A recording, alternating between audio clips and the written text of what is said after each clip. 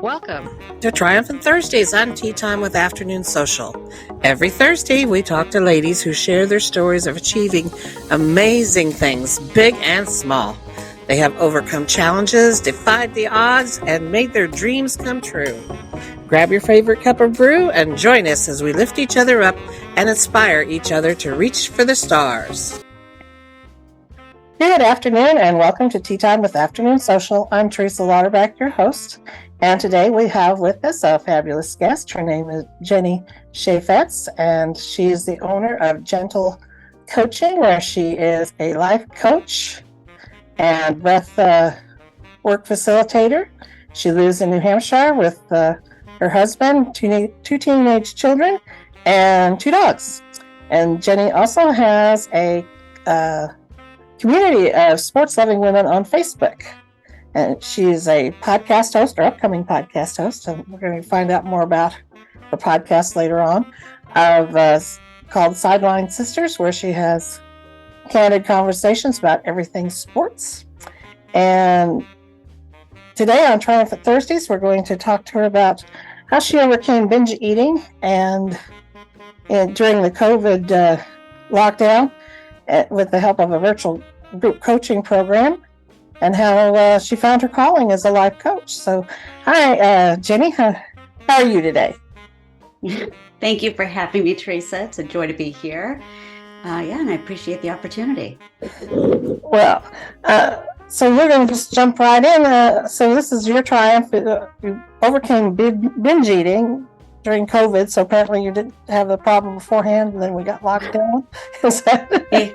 Yeah. So, I guess it was a lifelong coping mechanism for me, and we don't realize until we're faced kind of head on with our demons. We don't realize what we're choosing to use for our coping mechanism when we're stressed or disappointed or overwhelmed or depressed. We all have our so-called drug of choice, whether it's shopping, eating, wine, work. A lot of us just get buried in work. We all have something that we choose, I guess I should put that in quotes, but something that allows us to numb out, so that we're not really feeling our feelings. And for me, I must have learned at a very young age that food, specifically sweets, for me, I grew up in a household that loves sweets.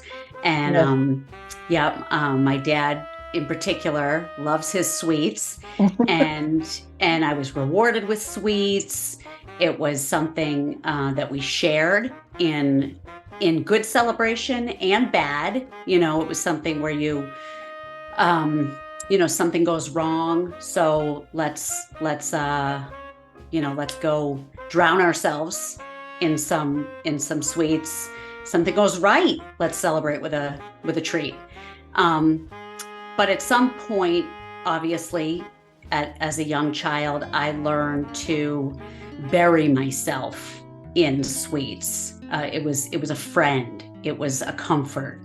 And I did have some childhood traumas that,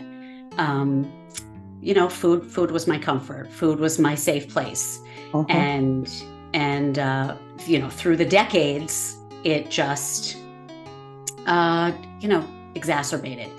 And during COVID, we're within our 4 walls. Right. There's no escape. And I was scrolling social media one night early into the lockdown. And it's a funny thing how social media, Google hears us. It hears our thoughts, right? Right. Yeah. And those ads that show up, it's like, what? Did you hear my thoughts? How did you know what I was thinking? Yeah. I don't remember telling Google or Instagram about my demons, but somehow an ad popped up for a group coaching boot camp, easy buy-in, low ticket, for a program that started literally the day before I was scrolling. And like I said, low ticket. And so it was very easy, Teresa, to just click buy now, because it was one of those, like $30, 30 days. So, of all the things I had spent money on to lose weight, to fix the problem, I didn't care really if it didn't work, because I was willing to try it. But the copy, the text on this ad was different than anything I'd seen before. This really spoke to me. There was something about it that was just different. It was so deep. It was so profound. So I just couldn't help it. I clicked.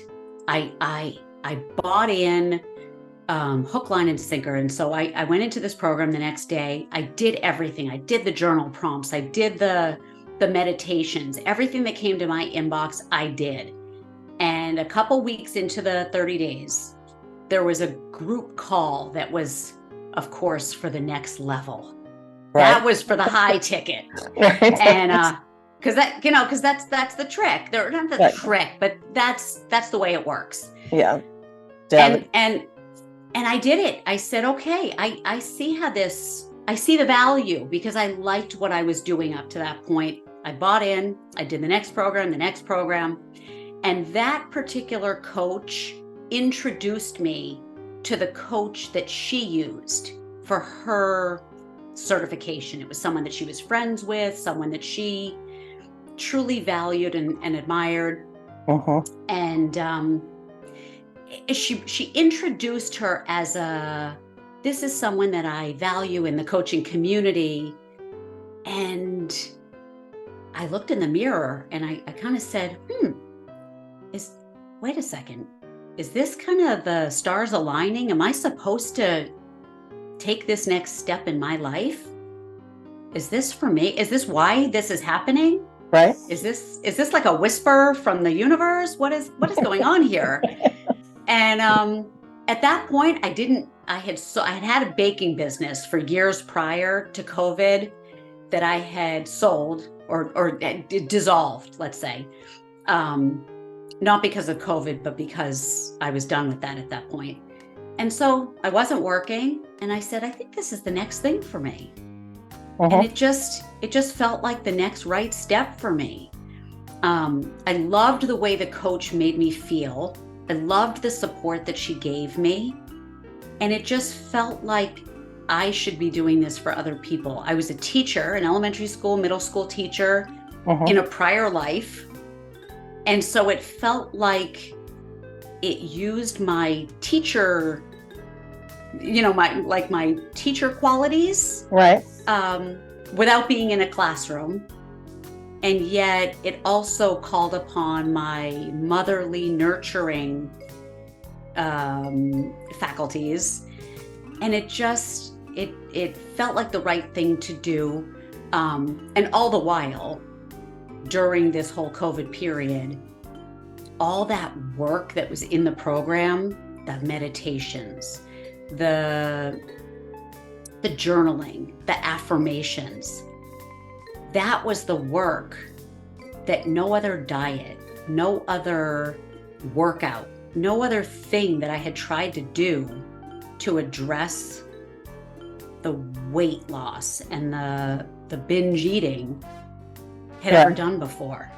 And so without even really trying, I wasn't going into the pantry to eat cookies and candy and the sugary stuff that I had been doing for all those years.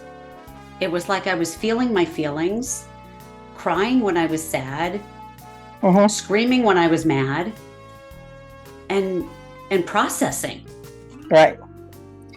You were discovering that the difference between whether just having a treat being a treat, just enjoying a treat, and eating it just to be eating it. Yeah. And then there's a huge difference, and when you can make that distinction, I can see where you could quit because like, no, I really want a cookie right now. It would sound good. Rather than I need one because I'm not feeling right. Yeah. And all of a sudden, I mean, I might still have sweets every day. Yeah. But I taste the food. That's a new thing, actually tasting the food. Right. And having a legitimate quantity. Mm-hmm. And having it for the purpose of eating it. Eating it to eat it, not to feed some vacancy within me. Right.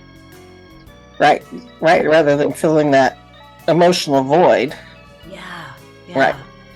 And you're actually filling your own emotions with your journaling and your processing all of that. Yeah. Getting it out of your head. Getting it out of your wherever it's at. Right. Just the catharsis of feeling emotions, which, again, so many of us don't do. We do it, we bypass it with all of these, whether it's the vices or the busyness of let me like turn a corner and take care of my kids. Let me go to another soccer practice, and let me take care of other people. Oh, I need to be the caregiver for somebody else. Let me stay busy with that so I don't have to feel what it's like to recognize that my husband cheated on me, because that hurts really bad. So let me get busy with something else. Right. And then women tend to do that. They just, I need to be there for somebody else. Forget about me. I'm not that important. I'm here I'm a mom, so I have to take care of the kids first. We don't take care of ourselves first. Yeah. And don't realize. We just go through so many years of unnecessary pain. Mm-hmm. And the physical toll it takes on our bodies. Like for me, the physical toll of all that extra, the weight, and in addition to the weight, whatever other stuff that food was doing to me, whether it was cholesterol or blood pressure or whatever other things that might have been, sleep issues, inflammation, those things, just feeling fatigued, but all the other stress that people feel from their the things that they're carrying, that if they just process them in whatever amount of time, I'm not suggesting it's an overnight flip. But if we just dealt with our stuff, it would be a game changer in the world that we live in. We'd all feel so much more joy, contentment. We would connect with each other so differently. Mm-hmm. Yeah. So now you've become this life coach. So how's that been a process for you for that? What kind of have you learned anything great from your clients, or how's that become significant to you now? Yeah, it's just been so great to work with people, and it's certainly, my process has enabled me to just be so supportive and compassionate toward other people, because the biggest thing that I learned from my program was this question, and I shared it with my kids, which it has really helped them. This question of what happened to them. What happened to them? Because everyone has a story, and you just don't know. So when you see someone walking around, even if it's a kid at school who's a bully, or a kid who, person walking down the street who might have a nasty look on their face, or a customer service, a cashier who might be snarky. Right. Just having that perspective of what happened to them. You don't know what's going on in their life. Right. Again, maybe their husband left them that morning. Maybe their mother's sick in the hospital. You don't know what's going on with them. Be compassionate. you just don't know. Maybe they grew up with horrible childhood trauma. Mm-hmm. What happened to them? Right. And just coming from that perspective has informed my relationship with clients. And so I'm not a fixer. I mean, that's not my job. I'm a space holder. And so I just go into my relationships with people as, as I'm here to be a witness and to see you and to acknowledge whatever you're going through.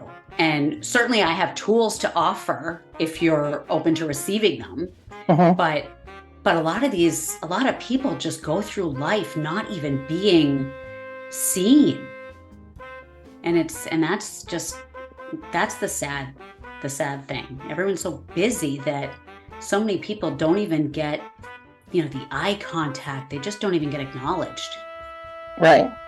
I know I've noticed the difference between when I was growing up in small towns versus living in the city now. Because in the smaller communities, everybody would get out and talk to each other, go to potluck lunches at church, and there was always community interactivity. Yeah. My dad was also a pastor, and we'd go visit various people, and sure enough, the farmers would be sitting out there on their porch, so we'd go and sit on the porch and visit, and and you don't see that now. People, like you said, they get too busy, and we don't get into that community anymore. Yeah, it's funny. We downsized last year, much to my children's disappointment, because they're still living at home, but we still downsized. I just didn't think we needed the big house and the big yard. And so we moved to this community that is predominantly older, senior folks and empty nesters, but they're smaller houses, very short driveways. And it happens to be the one neighborhood in my town that's not hilly. I don't know how it happened, if they just excavated it that way. Mm-hmm. I live in a very hilly, I'm in New England, a lot of hills. So a lot of people are out walking. A lot of senior folks get their steps, and so it is what you're talking about. Everyone's out walking. Yeah. They set up a chair on their front porch, and it's bizarre because I came from a neighborhood with big houses, big yards, so there was no community. Even though it was a neighborhood of families and children, there was no community. Oh. And so here we are. I walk my dog, and it's, hi, Bill, hi, Joan. And it's so friendly. And I love it. Even though I'm the young one in my neighborhood, it's so friendly. And it just makes me happy to have that sense of community, even though they're not necessarily my peers. Right. It's very happy. Well, it looks like we're winding down our time today, and so I'm glad that you were here with us on our Triumphant Thursdays, and we're going to find out, we're going to get just a little bit playful, I guess, for Friday tomorrow. We're going to talk about spilling the tea and some of her favorite books and movies and some of the other favorite things she's got going on in her life. So thank you, Jenny, for being with us here today, and we will talk to you tomorrow. Awesome. Thank you. Bye-bye.